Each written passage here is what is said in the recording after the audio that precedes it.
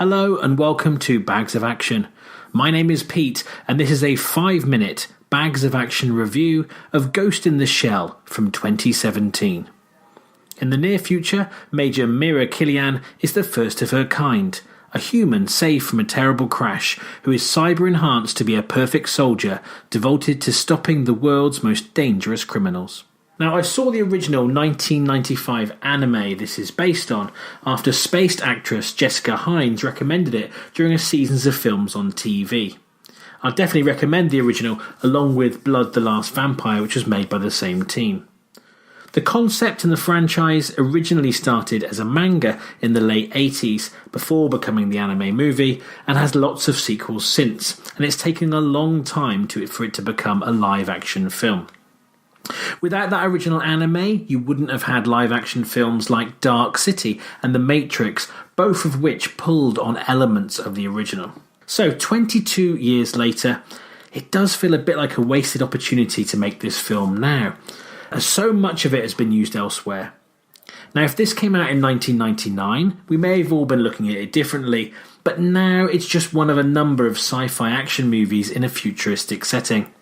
We've all seen Sci-Fi Tokyo many times, and it is kind of reminiscent of the look of Blade Runner, and they do acknowledge that with a few Easter eggs in this movie. So as I say, we're in the future, human soldiers are being enhanced with cybernetic improvements, it gives them extra vision, strength and intelligence, and a company called Hanka Robotics has created something different.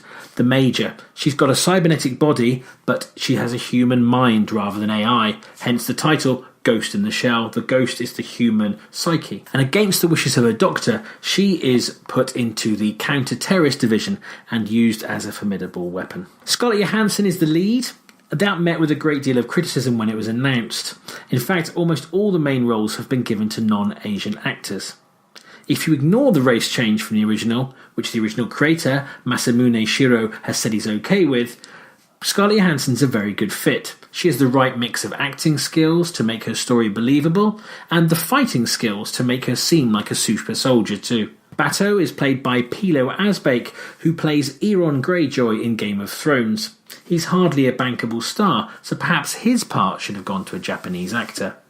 He's made to look like a bigger, burlier version of Rutger Hauer from Blade Runner here, and he's good in the role, again blending acting with the physicality needed for the part. Amarake is played by Beat Takeshi Kitano, a legendary Japanese actor and director from films like Boiling Point, Battle Royale, John Mnemonic, and the remake of The Blind Swordsman, a film which inspired Blind Fury, and he's superb here as the elder statesman of the cast. Another good actress, Juliette Binoche, plays Dr. Uye, the woman who looks after the Major's medical needs and acts as the conscience within the system. Michael Pitt rounds out the cast in the role of antagonist Kuze. The plot is interesting, but it offers no real surprises, and not just because I've seen the original. She's a human with a synthetic body, terrorists are beginning to be able to take over people's mind, and reality isn't really what she thinks.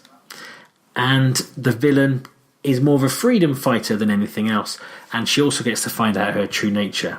These are all the kind of things that I think most of the audience would probably be able to piece together, and although it looks good, that's one of the disappointments in the film. It does feel a bit predictable. The best thing about the film, I would say, is actually the action sequences. There are some really good close-up physical fights and also some shootouts, with both Major and Bato coming across as believable enhanced soldiers, which isn't the case in all films of this type. The film looks good, it's beautifully shot, but as I say, if you've watched a number of sci-fi action films in the past, you could probably work out this plot. Overall, this is a solid sci-fi action movie, but doesn't offer any real surprises. That's largely due to the effect the original film has had on so much of the genre. If I'm allowed to give it a half bag, I would probably give it 2.5 bags, but that's not allowed, so in this case, I'm going to give Ghost in the Shell 3 bags. Have you seen Ghost in the Shell? If you have, comment below or get in touch with us via email, Facebook or Twitter. Thanks for listening, and don't forget to subscribe to the channel.